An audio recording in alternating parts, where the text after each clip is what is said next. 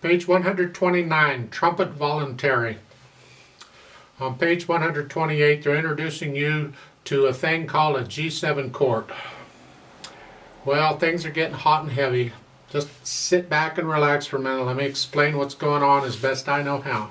We're in the key of C major. There's no sharps or flats. We're only using the white keys, and hopefully you're still doing the scale on C major. You should do that once every day at the beginning, at least once every day. At the first thing, when you first sit down to practice on a day, do that scale first. You don't have to keep doing it over and over and over, but do it at least one time. Slowly and carefully, like I explained in the scale video. One octave up and down. But the key of C major has all the white keys, no sharps or flats. You already know about the C chord. We get the G7 chord. Let's see, there's a lot of different keys, different patterns of sharps and flats. Every key has 3 chords in it, which we call the primary chords. These are the chords that are used the most. I don't know that they're most important because all chords are important, but they're used the most. We call them the primary chords. And the C chord in C major, the C chord is one of them, and the G7 chord is another. So we're going to cover the second one, the G7 chord. I already told you that a chord is based on the bottom note. When it's in a position where it's every other note, the bottom note identifies what the chord is. So a C chord is here. If I want a G chord, it's here. Or here, or here. It doesn't matter where it is. Point is, it's every other note, and a G's on the bottom. It's a G chord. Well, if I want to add a 7th, I simply add another note and make it a 4-note chord, which is here. Again, it's going to be every other note. See, when you add a note, it's every other one. Sounds wonderful, don't it? There's exceptions to that, so just follow me on this. We're just getting a little piece of the picture here. I'm not the whole thing. So we have a G chord, and we add one more note. It's a 7th. The reason is because the interval between the top note and the bottom note, I said that backwards, bottom note and top note, whichever, is a 7th, an interval of a 7th. 1, 2, 3, 4, 5, 6, 7. It's a 7th. That's why it's a 7th chord. So it is a G7 chord, because it's a G chord with a 7th added. A G7 chord. I can have a 7th chord on anything by adding a 7th to it. Okay. I don't have to use all the notes. Really, the only notes I absolutely have to use are the top and bottom. I gotta have those.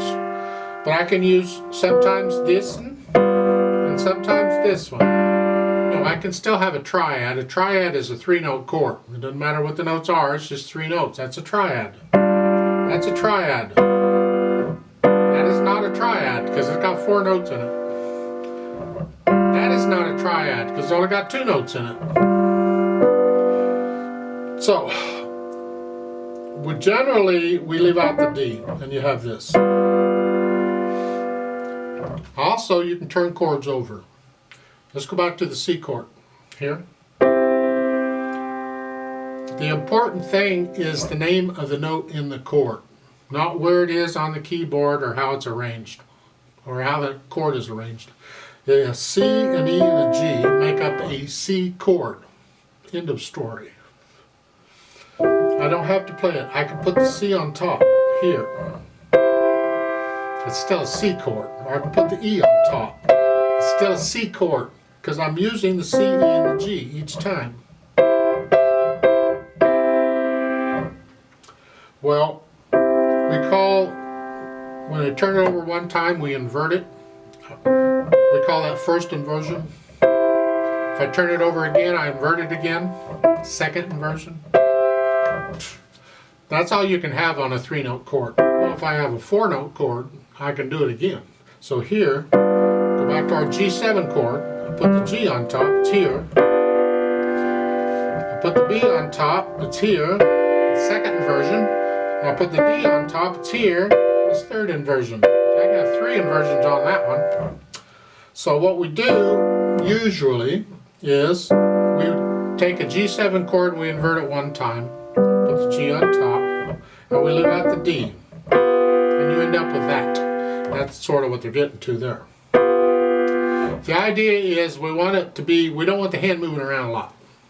So say I have a C chord, if I want a G chord, I gotta move quite a bit, or even down here, I'm moving a lot.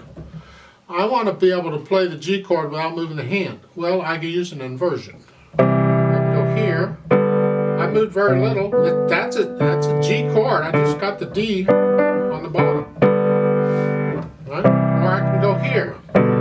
That's a G chord. I just got the G on top right here. The point is my hand isn't moving around. So when I want a G7 chord, rather than going here, I simply go here.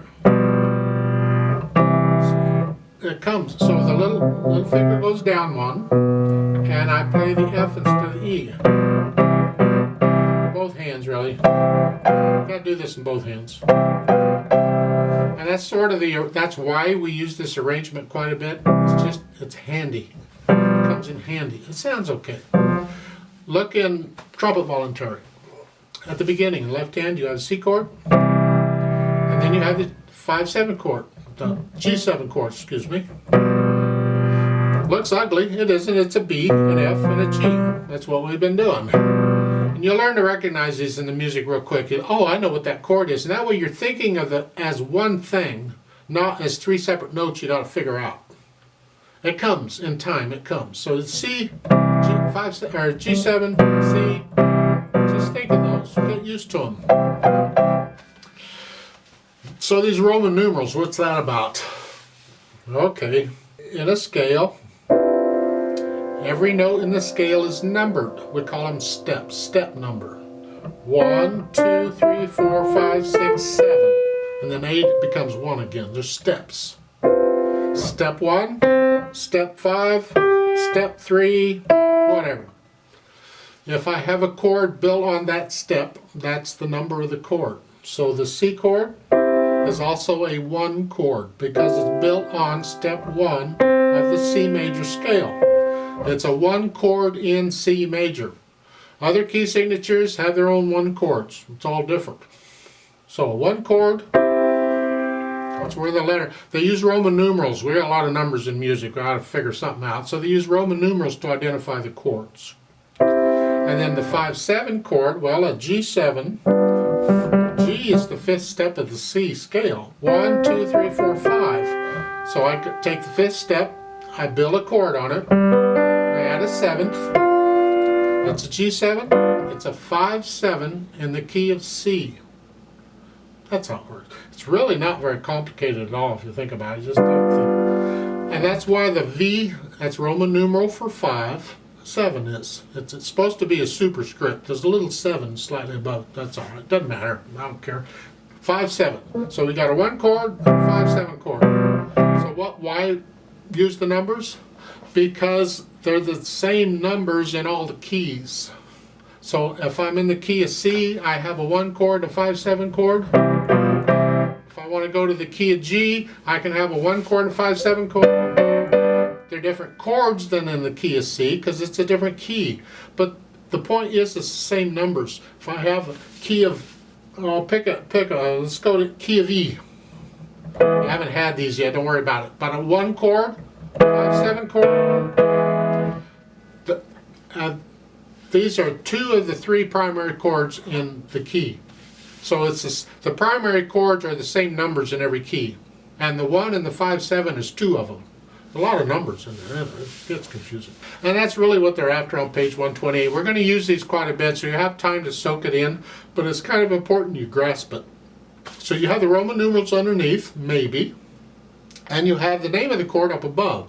The idea with the name of the chord up above is if there's a guitar player around, they read those chords, and they improvise on them, and you can play with the guitar player, or they can play with you, whoever. I don't know which direction you're going, so that's it. And that's the idea. Now, getting past all that, there's your music theory lesson for this time. Let's go into Trumpet Voluntary. 4/4 time, we already know it's in the key of C major. Right hand first, let's make sure we got the notes and the rhythms. Actually, because you've got mainly just chords in the left hand, I'm going to take both hands at the same time. Maybe we can handle that. If it's too complicated, do it one hand at a time, but I'm going to try two.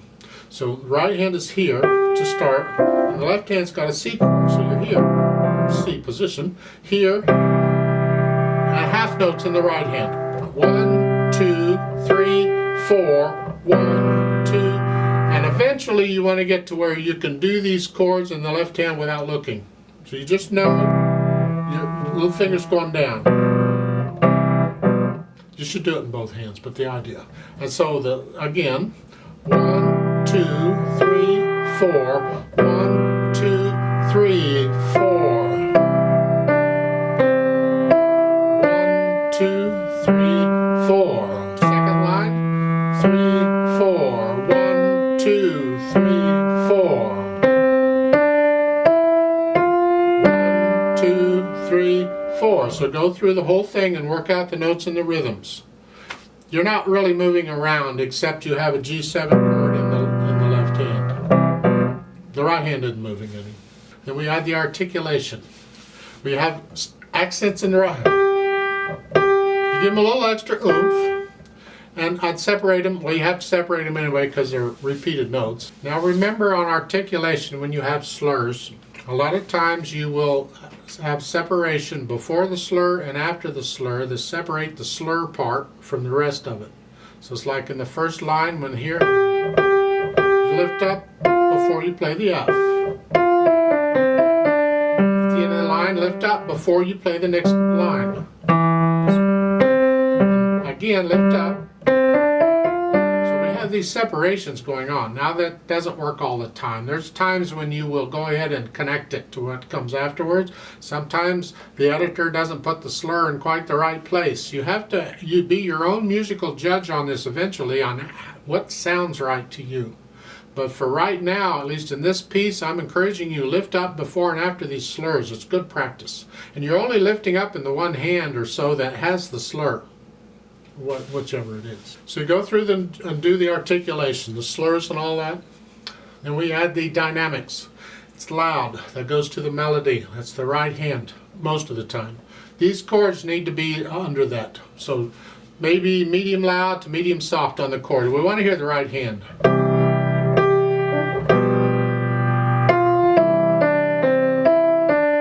Now this is melody.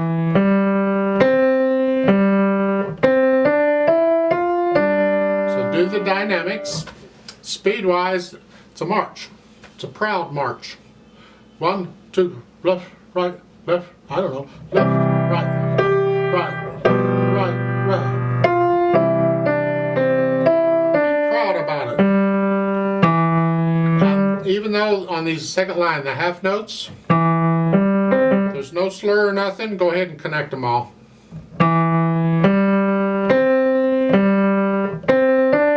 Lift up for the third measure. So forth. I'd like to play this with you very slowly to double check the notes and the rhythms. Not going to do the dynamics. I'll give us 4 counts. Now let's try that. 1, 2, ready, go. 1, 2, 3, 4. 1, 2, 3.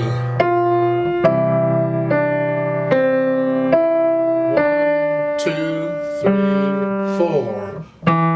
2, 3, 4. 2, 3, 4. 2, 3, 4. 2, 3, 4. 2, 3. 1, 2, 3, 4.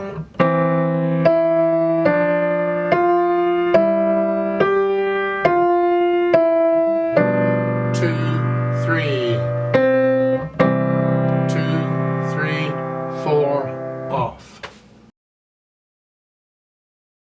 There's a duet at the bottom of this. I'd like to play that. We're going to speed it up a little bit. I need you to go up an octave again. So just pretend middle C goes up, and instead of here, you're here.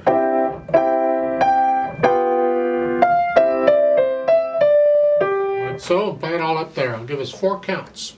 It's going to go kind of quick, so be ready. 1, 2, ready, go.